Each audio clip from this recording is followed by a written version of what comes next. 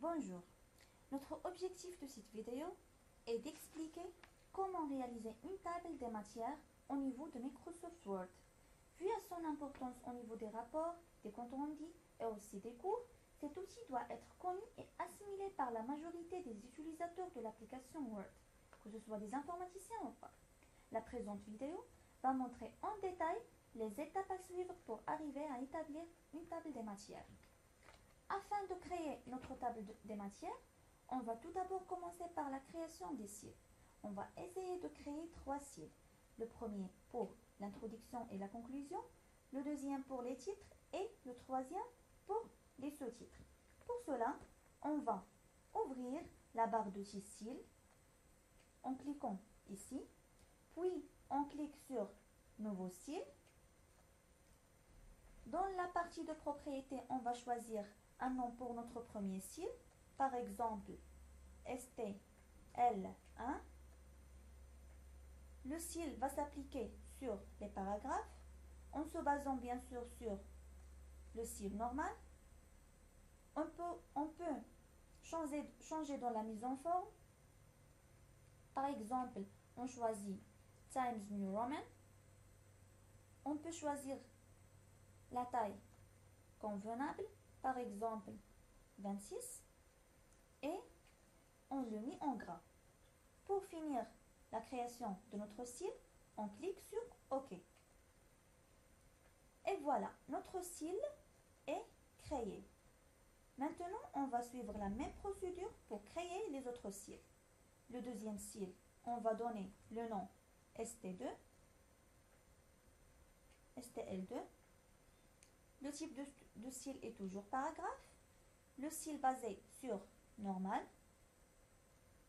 On peut choisir aussi dans la mise en forme, par exemple Arial. Par exemple, on choisit 22 pour la taille et on le met en gras. Puis, OK. Et voilà, le deuxième cil est bien créé. Pour le troisième cil, et c'est le cil des sous-titres, on donne le nom ST3, toujours le cil ou bien le type de cil paragraphe, en se basant sur un cil normal, et on choisit par exemple Times New Roman et on réduit la taille 16.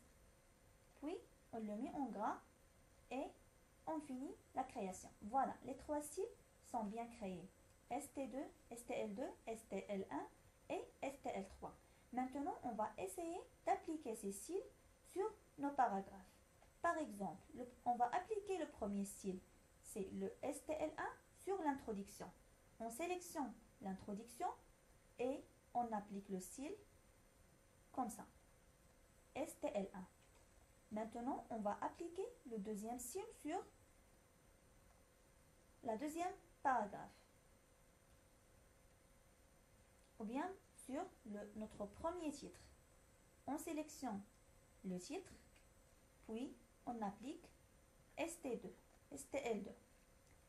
On va ajouter une hiérarchisation pour notre deuxième cil. Pour cela, on va ouvrir la barre de la liste des plusieurs niveaux, à plusieurs niveaux. On clique sur plus pour voir toutes les propriétés de cette barre et on choisit le premier niveau. Ici, pour modifier le caractère qui suit la numérotation, ici, pour choisir le style de numérotation, que ce soit des chiffres, des alphabets, des chiffres romans et ainsi de suite. Dans notre cas, on va choisir bien sûr les chiffres. Ici, on va appliquer notre style au niveau STL2. On choisit le premier niveau, on commence par 1. Comme retrait du texte, on va laisser 0,63 cm et pour finir, on clique sur OK. Voilà, le deuxième style est appliqué correctement sur le titre. On va maintenant reproduire cette mise en forme sur tous les titres de notre document. Voilà, sur support magnétique, et sur les supports optiques. Maintenant, on va appliquer le troisième cil. Pour cela, on va sélectionner le sous-titre et on applique le ST3. On va aussi créer une hiérarchisation pour ce cil en cliquant ou bien en suivant la même procédure de la création des listes à plusieurs niveaux. Première chose, on va choisir le premier niveau, puis on va appliquer ce cil au niveau STL2. On va rester sur le premier niveau, puis on commence par 1. Maintenant, on va cliquer sur le deuxième cil, niveau, et on choisit bien sûr le cil de notre numérotation, c'est des chiffres. Puis, on va appliquer ce cil au niveau 3, ST3. On va choisir le deuxième niveau pour la galerie. Et on laisse le niveau 1. Ici, on choisit le premier niveau. Et on choisit un caractère entre les deux chiffres. Et enfin, on applique.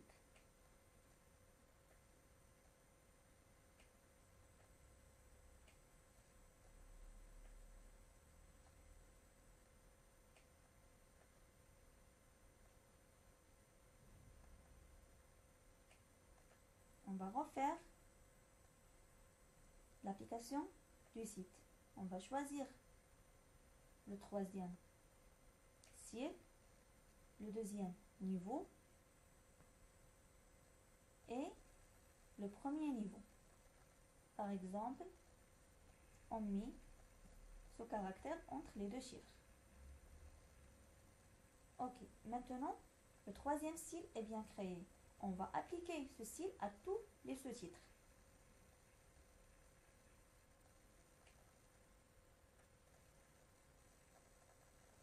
Voilà pour les bandes magnétiques. On reproduit aussi pour les cassettes et les cassettes VHS et le CD. On reproduit comme toujours.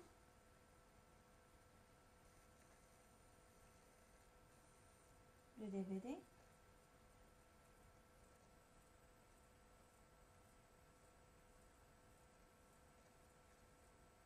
Et c'est tout.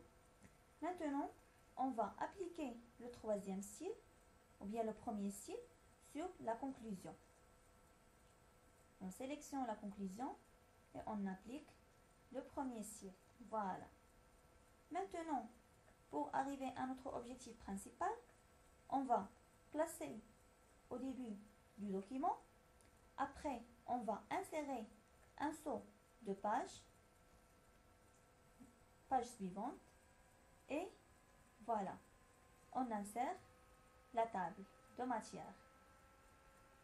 En cliquant sur référence, table de matière, puis insérer une table des matières. On va cliquer sur option pour définir les niveaux à partir duquel la table des matières sera construite.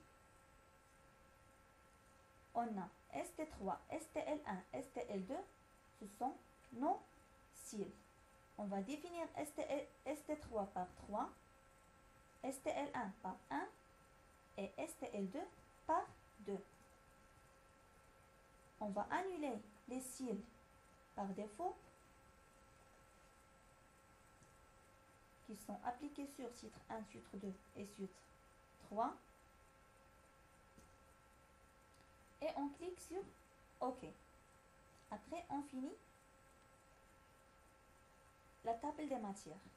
Voilà, la table des matières s'aperçut. Maintenant, on va ajouter bien sûr un titre comme sommaire. Et on le met en forme. Voilà, on sélectionne. On clique sur gras par exemple. Et on centre cette sommaire. Et bien sûr, on enregistre le travail.